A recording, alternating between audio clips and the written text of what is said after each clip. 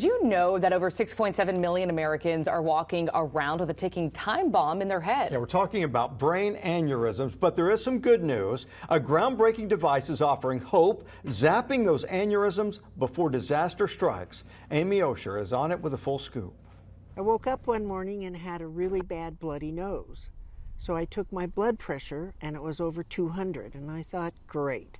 Judy Sadler feared the worst. Am I going to have a stroke? Am I going to die?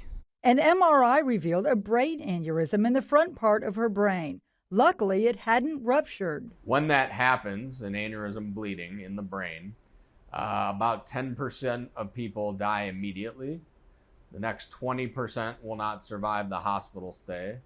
The next third of patients will have a severe disability, and leaving about a third of people who could make it out of the hospital and return back to their life. A brain aneurysm is a bulge coming off a weakened part of an artery. Surgery involves stents and coils to block off the aneurysm. Neurointerventional surgeon Ian Kaminsky is part of a national clinical trial testing the contour neurovascular system to shut off the aneurysm without using stents or coils. And it opens inside the aneurysm and blocks the flow from going into it because of how tight that mesh density is. It destroys the aneurysm. The procedure and recovery time are both shorter. Judy was back at work 3 days later. I try to do at least 4,000 steps a day.